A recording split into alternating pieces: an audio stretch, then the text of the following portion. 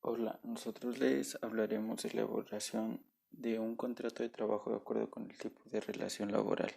Primero vamos a empezar definiendo lo que es un contrato laboral aquí en México y se define como un contrato individual de trabajo como aquel en el cual una persona se obliga a prestar a otro un trabajo personal subordinado mediante el pago de un salario. Ahora hablaremos de los inicios del contrato laboral. Bueno, un contrato, este, pues siempre ha existido y es lo que nos ayuda a definir los intereses que van a tener ambas partes, tanto el patrón como el trabajador.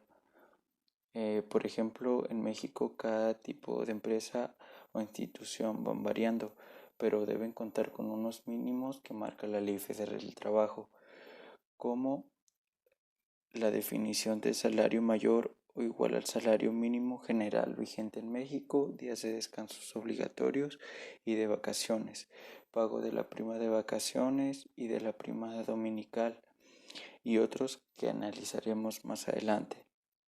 Pero bueno, no solo en nuestro país ha existido estos llamados contratos, sino en todo el mundo y sus primeros indicios los encontramos en la Edad Antigua, cuando para realizar un trabajo se llegaba antes a un acuerdo entre las partes, lo que se puede considerar como el primer paso a la barbarie, a la civilización. El contrato es un hecho social antes que jurídico. Las partes que acordaban una relación laboral, pero un ejemplo muy antiguo también se encuentra en Francia en el artículo 1134 del Código Napoleón del año 1804. Un poco en la historia de México, de cómo surge pues, los contratos laborales, es en el México prehispánico de 1521, que no existían relaciones y condiciones de trabajo ante la conquista de los españoles. Luego México colonial 1521 a 1821. Eh, y aquí se empiezan a crear algunas leyes como la jornada máxima de trabajo de 8 horas, descansos semanales, pago del salario en efectivo, protección a mujeres embarazadas, entre otros.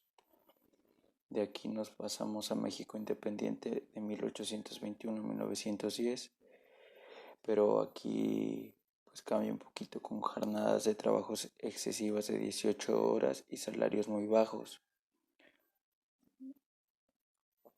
Después nos pasamos a México revolucionario de 1910 a 1917. Los artículos que se incluyeron en la Constitución de 1917 en materia laboral, número 5 y 123, que son los que hablan un poquito del trabajo.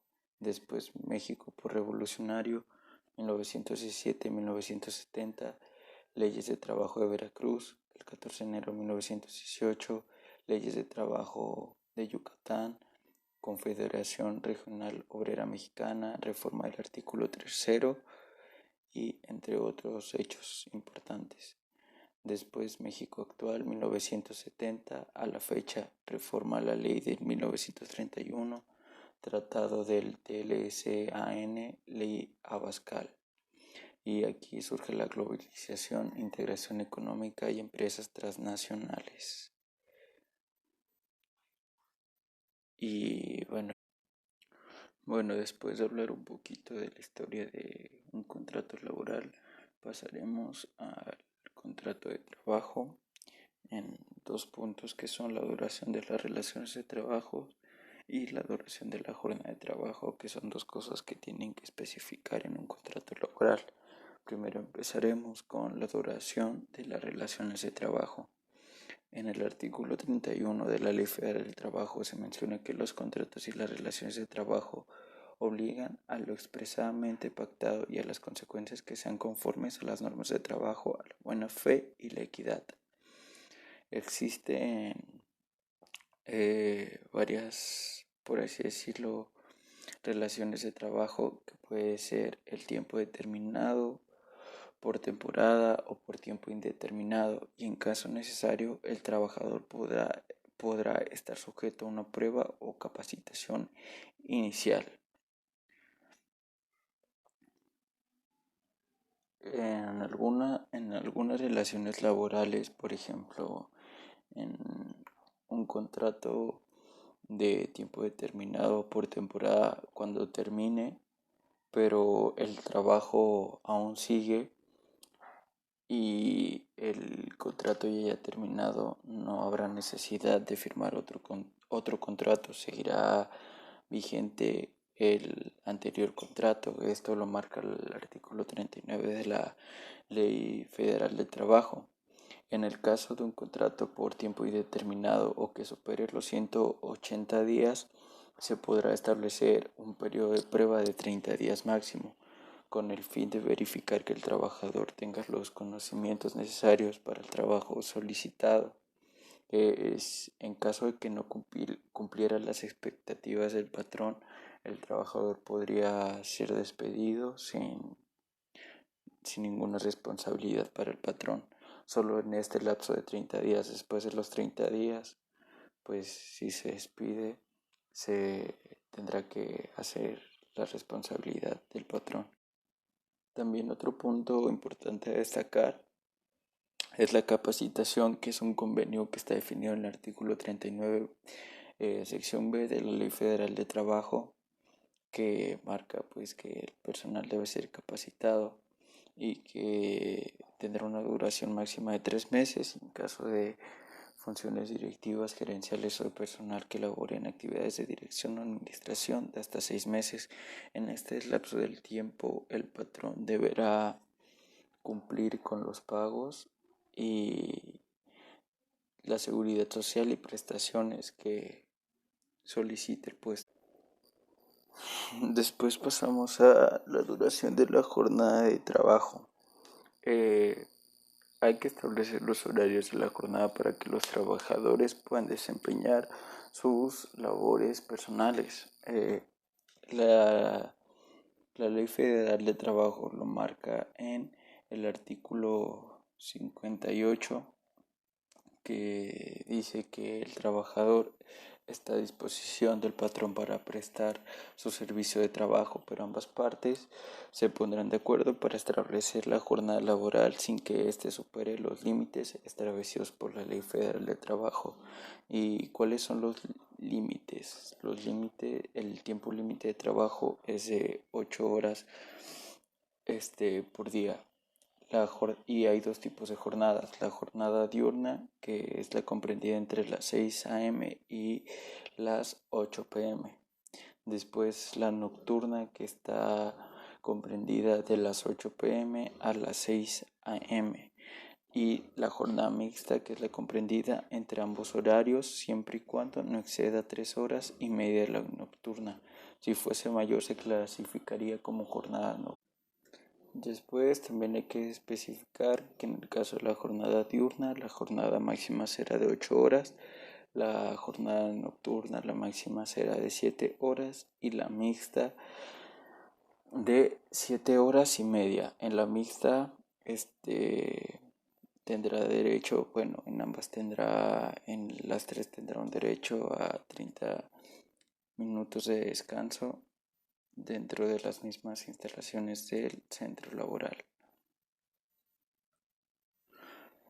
Por último, les hablaré de la relación individual de trabajo. En el artículo 20 de la Ley Federal del Trabajo define por relación de trabajo cualquiera que sea el acto del origen a la prestación de un trabajo personal subordinado a una persona mediante el pago de un salario. Por tanto, el contrato individual de trabajo, cualquiera que sea su forma de denominación, es aquel por virtud del cual una persona se obliga a prestar a otra un trabajo personal subordinado mediante el pago de un salario. El contrato individual debe tener los siguientes datos, que es nombre, nacionalidad, edad, sexo, estado civil, CURP, registro federal de contribuyente y domicilio del trabajador y del patrón.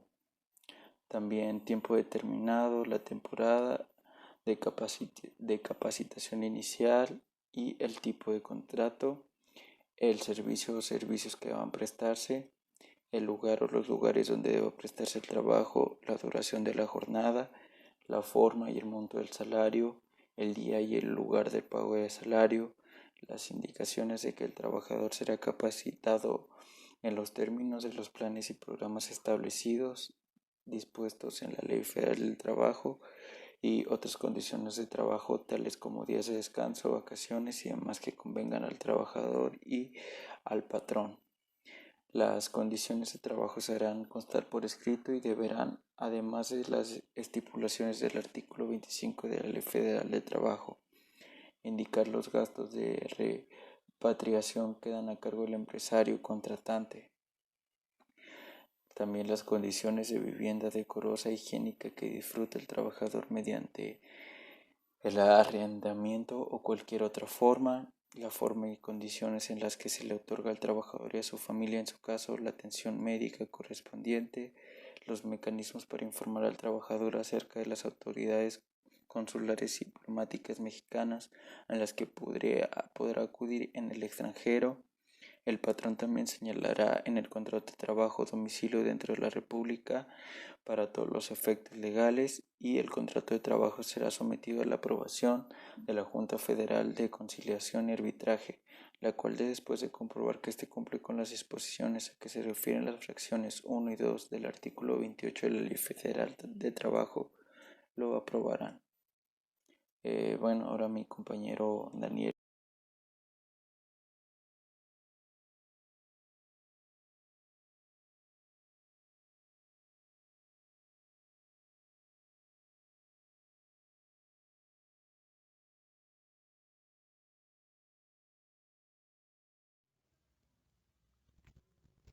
Con respecto al resto de las cláusulas, la séptima cláusula corresponde a dar conformidad a lo establecido en el artículo 74 de la Ley Federal de Trabajo, donde preestablece los días de descanso y el goce de la prima vacacional de un 25%. En la octava cláusula, el colaborador puede recibir por parte del patrón un capital que servirá como aguinaldo, establecido en el artículo 87 de la Ley Federal de Trabajo.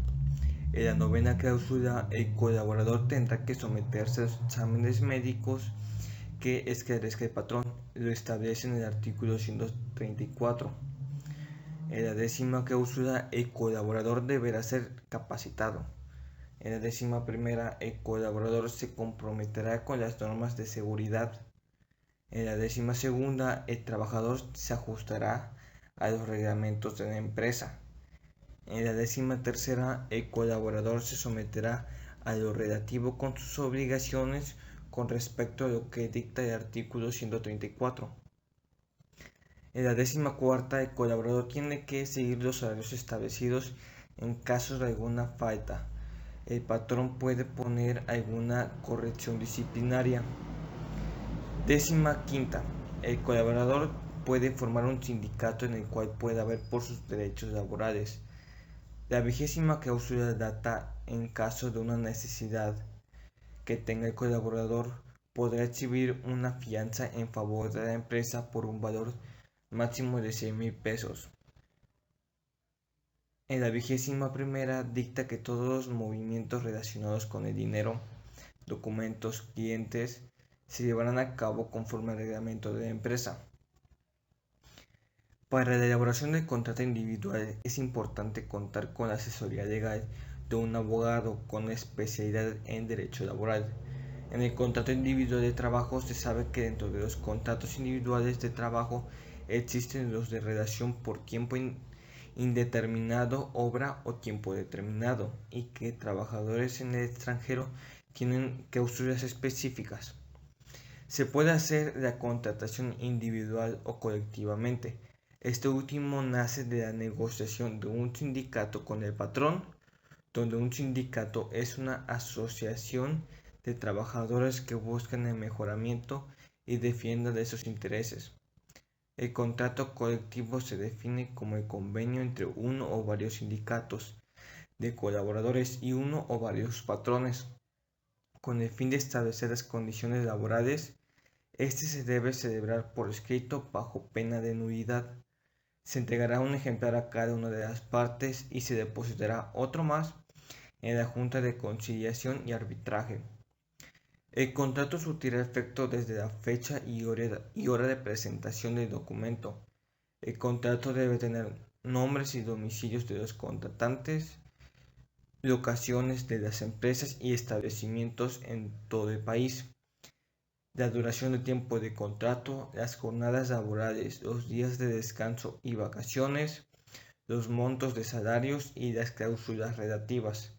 También debe contar con bases de integración y funcionamiento de las comisiones y el resto de las estipulaciones que convengan las partes.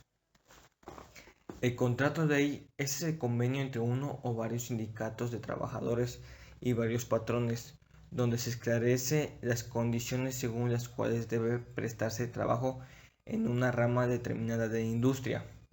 Pueden solicitar esta celebración los sindicatos que presenten las 2/3 partes de los trabajadores sindicalizados.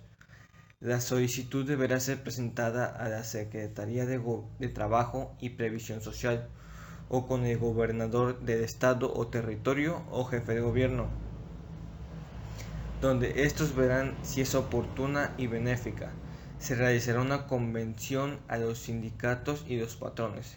Este contrato debe poseer los nombres y domicilios de los trabajadores y patrones, la entidad federativa, la duración que no debe ser mayor a 2 años, las condiciones de trabajo, las reglas de trabajo conforme a la planeación, el resto de estipulaciones que convengan a las partes. La subcontratación. Este es en el cual el patrón, denominado contratista, ejecuta obras o presta servicios con sus trabajadores bajo su dependencia a favor de un contratante. El contratante deberá tener las condiciones de que no abarcará la totalidad de las actividades que se desarrollen en el centro de trabajo, deberá justificarse por su carácter especializado, no realizará actividades iguales al resto de los trabajadores. Si estos factores no se cumplen, esto se considera patrón para todos los efectos de la ley. El contrato debe constar por escrito y es responsabilidad del contratante cerciorarse que el contratista cuenta con la documentación suficiente para demostrar en materia de seguridad social con los trabajadores. Asimismo, se verifica que los trabajadores cumplan en materia de seguridad, salud, medio ambiente de trabajo. En conclusión, el técnico de administración de recursos humanos es integrar los expedientes de los trabajadores donde se muestre una copia de contrato individual, su acta ante el IMSS, copia de credencial de lector, comprobante de domicilio. Estos documentos deben estar listos por si la autoridad competente llegara a solicitarlos.